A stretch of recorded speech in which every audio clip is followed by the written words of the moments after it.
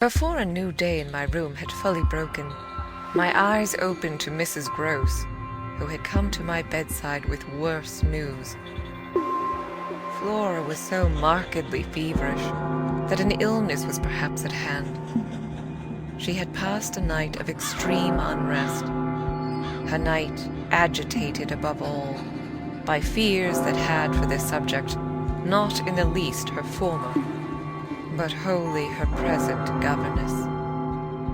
It was not against the possible re-entrance of Miss Jessel on the scene that she protested.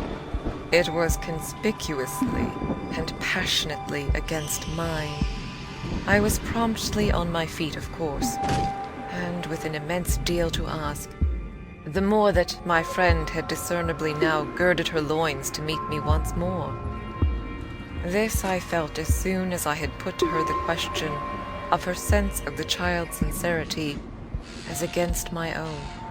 She persists in denying to you that she saw, or has ever seen anything? My visitor's trouble truly was great. Ah, miss, it isn't a matter on which I can push her. Yet it isn't either, I must say, as if I much needed to. It has made her, every inch of her, quite old. Oh, I see her perfectly from here. She resents, for all the world like some high little personage, the imputation of her truthfulness, and, as it were, her respectability. Miss Jessel, indeed, she's respectable, the chit. The impression she gave me there yesterday was, I assure you, the very strangest of all. It was quite beyond any of the others. I did put my foot in it. She'll never speak to me again. Hideous and obscure as it all was, it held Mrs. Gross briefly silent. Then she granted my point with a frankness which, I made sure, had more behind it. I think indeed, miss, she never will. She do have a grand manner about it. And that manner, I summed it up, is practically what's the matter with her now. Oh, that manner. I could see in my visitor's face, and not a little else besides. She asks me every 3 minutes if I think you're coming in. I see. I too, on my side, had so much more than worked it out. Has she said to you since yesterday, except to repudiate her familiarity with anything so dreadful, a single other word about Miss Jessel? Not one, miss. And of course you know, my friend added, I took it from her, by the lake, that just then and there at least, there was nobody. Rather, and naturally you take it from her still. I don't contradict her. What else can I do? Nothing in the world. You've the cleverest little person to deal with. They've made them. Their two friends, I mean. Still cleverer even than nature did. For it was wondrous material to play on. Flora has now her grievance, and she'll work it to the end. Yes, miss, but to what end? Why, that of dealing with me to her uncle. She'll make me out to him the lowest creature. I winced at the fair show of the scene in Mrs. Gross's face. She looked for a minute as if she sharply saw them together. And him who thinks so well of you. He has an odd way, it comes over me now, I laughed, of proving it. But that doesn't matter. What Flora wants, of course, is to get rid of me. My companion bravely concurred. Never again to so much as look at you. So that what you've come to me now for, I asked, is to speed me on my way? Before she had time to reply, however, I had her in check. I've a better idea. the result of my reflections. My going would seem the right thing, and on Sunday I was terribly near it. Yet that won't do. It's you who must go. You must take Flora. My visitor at this did speculate. But where in the world? Away from here. Away from them. Away, even most of all now, from me. Straight to her uncle. Only to tell on you? No, not only. To leave me, in addition, with my remedy. She was still vague. And what is your remedy? Your loyalty, to begin with. And then Miles's. She looked at me hard. Do you think he won't, if he has the chance, turn on me? Yes, I venture still to think it. At all events, I want to try. Get off with his sister as soon as possible, and leave me with him alone. I was amazed myself at the spirit I had still in reserve, and therefore perhaps a trifle the more disconcerted at the way in which, in spite of this fine example of it, she hesitated. There's one thing, of course, I went on. They mustn't, before she goes, see each other for 3 seconds. Then it came over me that, in spite of Flora's presumable sequestration from the instant of her return from the pool, it might already be too late. Do you mean, I anxiously asked, that they have met? At this she quite flushed. Ah, miss, I'm not such a fool as that. If I've been obliged to leave her 3 or 4 times, it has been each time with one of the maids. And at present, though she's alone, she's locked in safe. And yet, there were too many things. And yet what? Well, are you so sure of the little gentleman? I'm not sure of anything but you, but I have, since last evening, a new hope. I think he wants to give me an opening. I do believe that poor little exquisite wretch. He wants to speak. Last evening, in the firelight and the silence, he sat with me for 2 hours as if it were just coming. Mrs. Grose looked hard through the window at the grey, gathering day. And did it come? No, though I waited and waited. I confess it didn't, and it was without a breach of the silence or so much as a faint allusion to his sister's condition and absence that we at last kissed for good night. All the same, I continued, I can't, if her uncle sees her, consent to his seeing her brother without my having given the boy. And most of all because things have got so bad, a little more time. My friend appeared on this ground more reluctant than I could quite understand. What do you mean by more time? Well, a day or 2, really to bring it out. He'll then be on my side, of which you see the importance. If nothing comes, I shall only fail.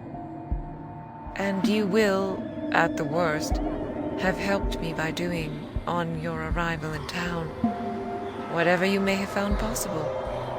So I put it before her, but she continued for a little so inscrutably embarrassed that I came again to her aid. Unless, indeed, I wound up, you really want not to go. I could see it in her face at last clear itself. She put out her hand to me as a pledge. I'll go this morning. I wanted to be very just. If you should wish still to wait, I would engage she shouldn't see me. No, it's the place itself. She must leave it. She held me a moment with heavy eyes, then brought out the rest. Your idea's the right one. I myself miss... Well, I can't stay. The look she gave me with it made me jump at possibilities. You mean that since yesterday you have seen? She shook her head with dignity. I've heard. Heard? From that child. Horrors. There. She sighed with tragic relief.